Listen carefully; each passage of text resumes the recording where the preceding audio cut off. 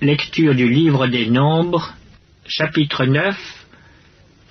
L'Éternel parla à Moïse dans le désert de Sinaï, le premier mois de la seconde année après leur sortie du pays d'Égypte.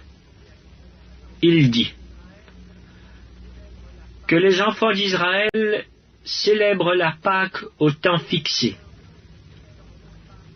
Vous la célébrerez au temps fixé, le 14e jour de ce mois, entre les 2 soirs. Vous la célébrerez selon toutes les lois et toutes les ordonnances qui s'y rapportent. Moïse parla aux enfants d'Israël afin qu'ils célébrassent la Pâque. Et ils célébrèrent la Pâque le 14e jour du premier mois, entre les 2 soirs, dans le désert de Sinaï. Les enfants d'Israël se conformèrent à tous les ordres que l'Éternel avait donnés à Moïse. Il y eut des hommes qui, se trouvant impurs à cause d'un mort, ne pouvaient pas célébrer la Pâque ce jour-là. Ils se présentèrent le même jour devant Moïse et Aaron, et ces hommes dirent à Moïse: Nous sommes impurs à cause d'un mort. Pourquoi serions-nous privés de présenter au temps fixé l'offrande de l'Éternel au milieu des enfants d'Israël? Moïse leur dit: Attendez que je sache ce que l'Éternel vous ordonne. Et l'Éternel parla à Moïse et dit: Parle aux enfants d'Israël et dis-leur: Si quelqu'un d'entre vous ou de vos descendants est impur à cause d'un mort, ou est en voyage dans le lointain, il célébrera la Pâque en l'honneur de l'Éternel.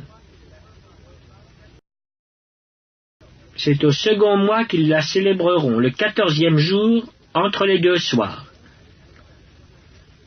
Ils la mangeront avec des pains sans levain et des herbes amères. Ils n'en laisseront rien jusqu'au matin, et ils n'en briseront aucun os. Ils la célébreront selon toutes les ordonnances de la Pâque. Si celui qui est pur et qui n'est pas en voyage s'abstient de célébrer la Pâque, celui-là sera retranché de son peuple, parce qu'il n'a pas présenté l'offrande de l'Éternel au temps fixé. Cet homme-là portera la peine de son péché. Si un étranger en séjour chez vous célèbre la Pâque de l'Éternel, il se conformera aux lois et aux ordonnances de la Pâque. Il y aura une même loi parmi vous, pour l'étranger comme pour l'indigène. Le jour où le tabernacle fut dressé, la nuée couvrit le tabernacle, la tente d'assignation. Et depuis le soir jusqu'au matin, elle eut sur le tabernacle l'apparence d'un feu. Il en fut continuellement ainsi. La nuée couvrait le tabernacle, et elle avait de nuit l'apparence d'un feu. Quand la nuée s'élevait de dessus la tente, les enfants d'Israël partaient. Et les enfants d'Israël campaient dans le lieu où s'arrêtait la nuée. Les enfants d'Israël partaient sur l'ordre de l'Éternel, et ils campaient sur l'ordre de l'Éternel. Ils campaient aussi longtemps que la nuée restait sur le tabernacle. Quand la nuée restait longtemps sur le tabernacle, les enfants d'Israël obéissaient au commandement de l'Éternel et ne partaient point.